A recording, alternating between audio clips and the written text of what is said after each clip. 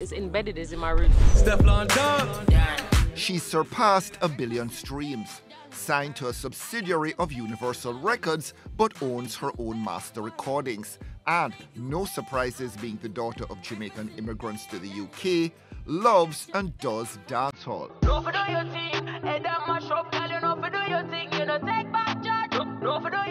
UK recording artist Stefflon Don, low-key in Denham Town, where her dad hails from and where she still has kin. Auntie. Mad about Oxtail, but just a patty today, as she hangs with family members, not least son Jalen. Interesting detail about him, doesn't possess a phone, a no-no for his protective mum. Interesting fact about her, also grew up in Holland and speaks fluent Dutch. Rhyme in Dutch. Zeg met die billen, zak, zak, zak maar lekker door, zak maar door. Yeah. That sounds very naughty. It is very naughty, because I'm a naughty girl. When we dance, it's sweet, complete. The Stefflon and the Don, was that tongue-in-cheek, or you wanted to prove that you were as bad as the guy's name was? You know, it's somebody that gave me that name. So that's how that name come about. What would you say about your sound? Is it dancehall? Is it rap? Do labels even matter anymore? I mean, I feel like I'm just an artist who creates, but obviously my sound stems from dancehall. And she raps and sings. I take a shot and wine. I take a shot and wine. But easily the biggest female artiste doing dancehall here or anywhere. For me, it's an advantage being a woman because I feel like there's so few of us in the business. So I feel like when you do something, especially something stand out, it's very easy to cut through because you're not competing against a million people. I think the market is very niche. I mean, it has its pros and cons, but I choose to look at all the pros. So if I ask a Jamaican who is the queen of the dancehall, he or she is probably not going to say Stefflon Don. But when it comes to the numbers, you're miles ahead of anyone else.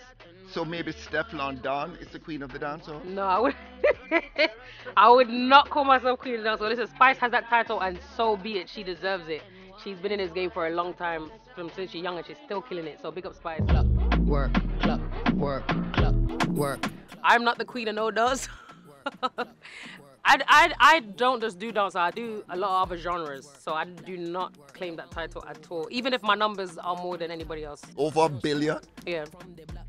When you made that mark, did that give you a sense of satisfaction? Had you sort of hit a bar?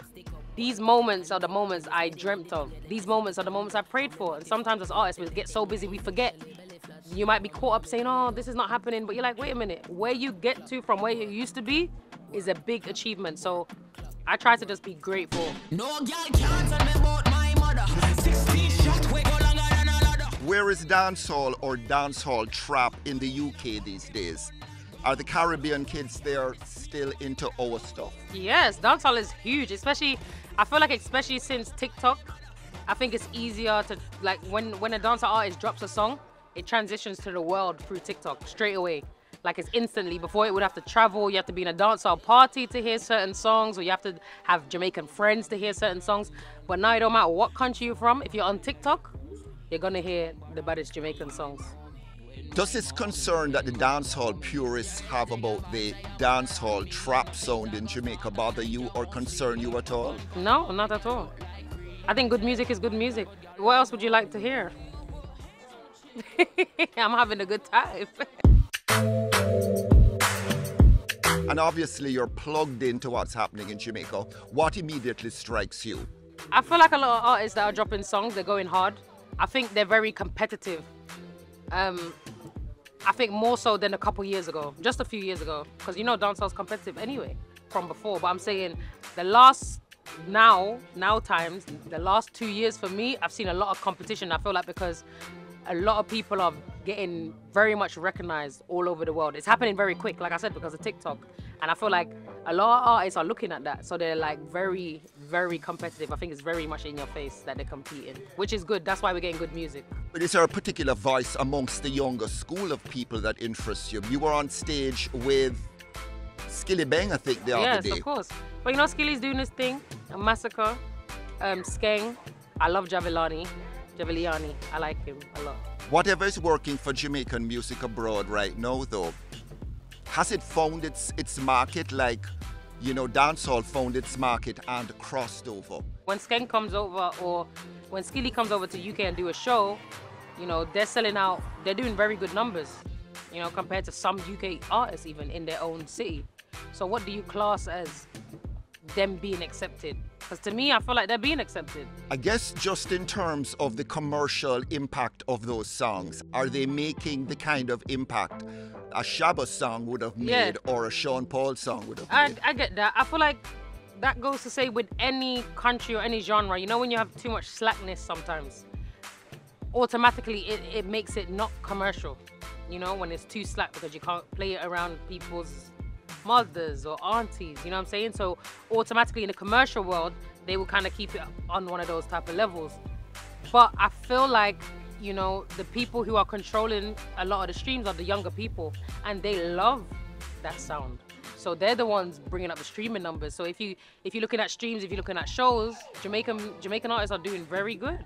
Moments like these. Don't be shy, baby, tell me what you want from me. Talk a bit about your style, how you present yourself, your image, and what goes into being Stefflon Don. First of all, my hair has to be on point, you know what I'm saying? Nails gotta be did. Cute outfits. I gotta feel good. I know when I have on a nice outfit when I feel nice. Sometimes I can put on something and it doesn't make me feel good. Everyone's like, you look nice, and I'm like, I don't feel it. I need to change. What about body enhancement, sort of, you know, tinkering with what God gave you? Yeah, I want to do my breasts. I'm doing my breasts soon. And you're dead serious? Yeah, I want to do it. I'm still doing them, man. I'm still doing them. More on them. They used to be big, actually. I made them small. But now they're too small. So I'm going to have to make them big again. Look a bit. And you say all of that with a straight face. Yeah, it's not a problem. Why is that a problem? My money, my breast, my chest. Yes. That's right. Them need to do. Can you give me a line from a song on your album that really is sort of taps into the essence of Stefflon Don, that pretty much sums you up? I'm a Don. I'm the one. I'm a God. You make me feel. Look how you make me get aggressive. So some people in the UK say drill promotes crime. Right. A recent poll in Jamaica said dancehall does the same. Is there a link between those genres and violence? Oh yeah, 100%. That and more from Stefflon Don, the ER interview, next week. Me no come for play that girl, you must mad. Me too bad. Ask about me sis.